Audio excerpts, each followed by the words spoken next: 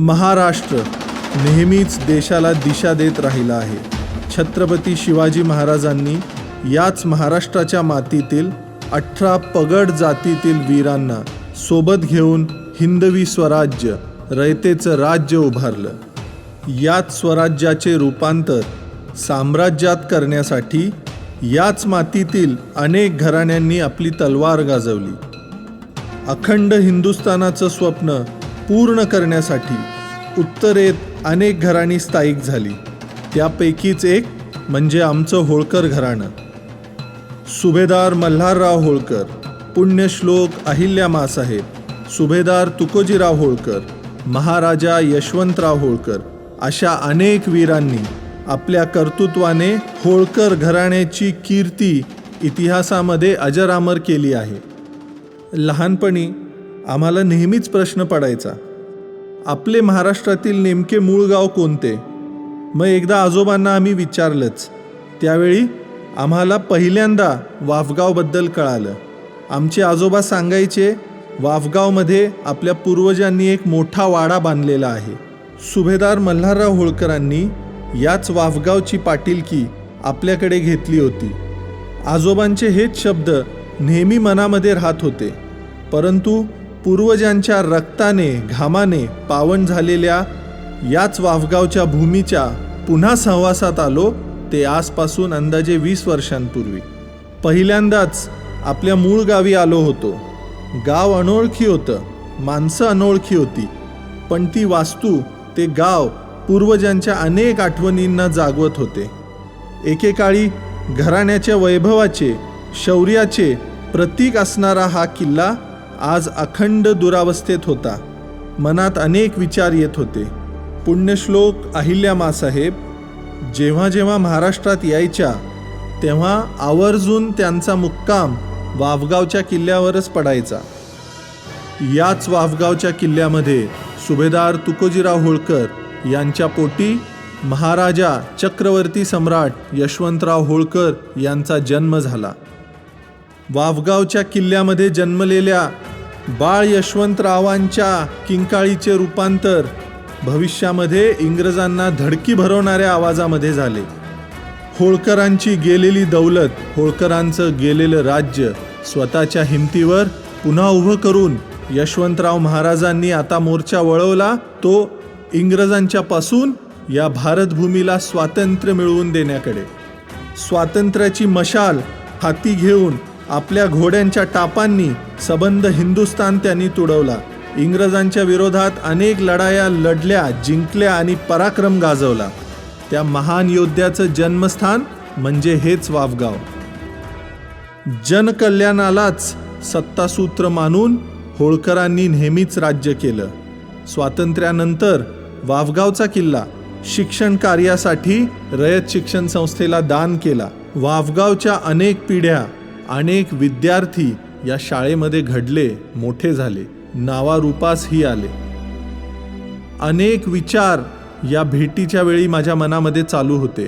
या सगळ्या विचारातून माझ्या मनात काहूर माजला होता आणि मन म्हणत होतं की इतिहासामध्ये वास्तूंना निर्जीव मानलं जातं, परंतु होळकरांनी वास्तूंमध्ये नेहमीच सजीवता शोधण्याचा प्रयत्न केला. वास्तूंमध्ये इतिहासाचा आत्मा वास करतो, पुढच्या पिढ्यांच्या मन आणि मनगटात बळ भरतो. हा विचार होळकरांनी नेहमीच जपला. मंदिरांवरील ढासळलेली शिखरं सावरली, धर्माला उभारणी दिली.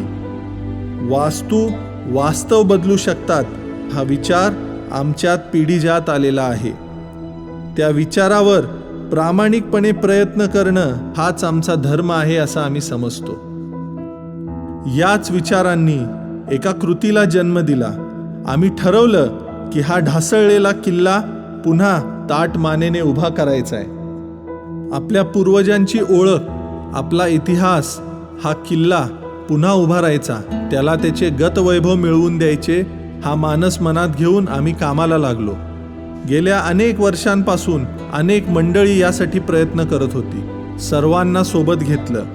आपल्या देशाचं एक वैशिष्ट्य आहे, ज्या वेळेला एखादा माणूस एखादं चांगलं काम घेऊन एखाद्या कामाची सुरुवात करतो त्यावेळेला सगळे लोक त्याच्या पाठीशी उभे राहतात। या कामासाठी शासन दरबारी पाठपुरावा केला, सत्ताधारी विरोधक सगळ्यांना भेटलो, सगळ्यांनी या चांगल्या कामासाठी आमच्या पाठीशी उभं राहण्याचं आश्वासन दिलं, शब्द दिला आणि या सगळ्या प्रयत्नातून हा किल्ला अत्यंत चांगल्या पद्धतीने उभं राहत आहे। या कार्यासाठी आपण सर्वांनी आमची साथ दिली, आमच्यावर विश्वास दाखवला, आमच्या सोबत खांद्याला खांदा लावून उभे राहिलात।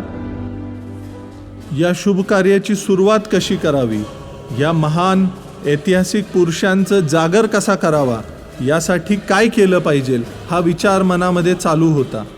आणि याच विचारातून असं ठरवलं की महाराजा यशवंतराव होळकर, ज्यांनी छत्रपती शिवाजी महाराजांच्या नंतर स्वतःला प्रथम राज्याभिषेक करून घेतला आणि या महाराष्ट्राच्या मातीतून उत्तर हिंदुस्थानाला दिशा देण्याचा प्रयत्न केला, त्यांचा राज्याभिषेक दिन म्हणजेच 6 जानेवारी 1799 याच महत्त्वाच्या दिवसाचं महत्त्व सर्वसामान्यांच्या पर्यंत पोचलं पाहिजे। अनेक तरुणांना याच्यातून प्रेरणा मिळावी की शून्यातून सुद्धा पुन्हा विश्व उभारता येतं। म्हणून 6 जानेवारी हा दिवस निश्चित करून महाराजा यशवंतराव होळकर यांचा राज्याभिषेक दिन साजरा करण्याचं आम्ही सर्वांनी मिळून ठरवलं। 6 जानेवारी 2021ला वावगावच्या किल्ल्यामध्ये सम्राट यशवंतराव होळकर यांचा राज्याभिषेक दिन पहिल्यांदा साजरा करण्यात आला। या सोहळ्याला हजारोंची उपस्थिती होती।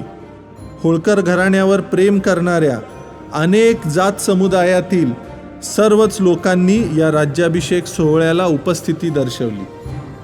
हा सोहळा आयोजित करण्याचा फक्त एकच हेतू होता आणि तो म्हणजे दबल्या, पिचलेल्या, उपेक्षित, वंचित घटकांमध्ये पुन्हा स्वाभिमान जागृत करणे, आपल्या परिस्थितीवर मात करून इतिहासातून बोध घेऊन भविष्य घडवणे आणि यासाठीच या राज्याभिषेक सोहळ्याचे आयोजन केले गेले होते। या राज्याभिषेकाच्या माध्यमातून वावगाव हे महाराष्ट्राच्या राजकीय पटलावर चमकू लागले। जसं चौंडीचं महत्त्व इतिहासामध्ये आहे, तितकंच महत्त्व महाराजा यशवंतराव होळकर, ज्यांना भारताचा नेपोलियन म्हटलं जातं, त्यांची जन्मभूमी म्हणून वावगावचं सुद्धा महत्त्व आहे आणि ते या कार्यक्रमाच्या माध्यमातून अधोरेखित झालं। प्रखर राष्ट्राभिमान, देशाबद्दल कमालीचं प्रेम ही गुणं महाराजा यशवंतराव होळकरांच्या मध्ये आपल्याला पाहायला मिळतात। जसं जसं महाराजांचा इतिहास देशाला कळू लागला तसं तसं या वावगावच्या कार्यक्रमाची ख्याती, या वावगावच्या किल्ल्याची ख्याती आणि या राज्याभिषेक दिनाचा आवाका वाढत गेला। आपल्या सर्वांच्या प्रयत्नांना, आपल्या सर्वांच्या साथीने यश आलं। शासन दरबारी वावगाव किल्ल्याच्या संवर्धनाचा प्रस्ताव मंजूर झाला आणि 2024 साली या वावगाव किल्ल्याच्या संवर्धन कार्याला सुरुवात झाली। 2024 मध्ये आपल्या सर्वांच्या उपस्थितीमध्ये सर्व जाती धर्मातील लोकप्रतिनिधींना, लोकांना सोबत घेऊन आपण वावगावच्या किल्ल्याच्या संवर्धन कार्याचं भूमिपूजन केलं। 250 वर्षापूर्वी ज्यावेळेला सुभेदार मल्हारराव होळकरांनी हा किल्ला उभारला, त्यावेळेला जे वैभव या किल्ल्याचं होतं, तेच वैभव पुन्हा आपल्याला या पुढच्या वर्षी पाहायला मिळेल। सामाजिक ऐक्याचा संदेश देणारा, राष्ट्रीयत्वाची भावना उजागर करणारा, सर्वांना सोबत घेऊन जाणारा, होळकरांचा दैदिप्यमान इतिहास सांगणारा हा वावगावचा किल्ला, त्याचं जिवंत स्मारक आज पुन्हा आपल्या गतवैभवात परत येत आहे।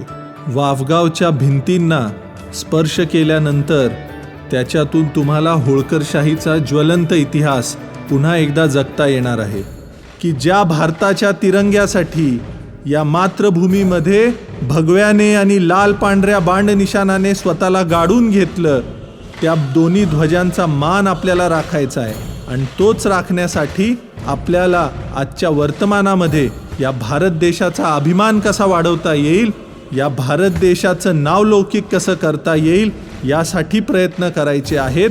आणि हीच प्रेरणा घेण्यासाठी प्रत्येक वर्षी नवीन वर्षाच्या सुरुवातीला या वावगावच्या मातीत येऊन, या वावगावच्या वीरभूमीला वंदन करून या राष्ट्राच्या भविष्यासाठी आपल्याला संकल्प करायचा आहे. आपल्या पूर्वजांच्या पराक्रमाच्या जागराचा दिवस आपल्याला दरवर्षी या वाफगावच्या किल्ल्यामध्ये येऊन मोठ्या प्रमाणात साजरा करायचा आहे. धन्यवाद. मराठी मातीची आन तुला लाव कपाळी भंडारा हे मशाल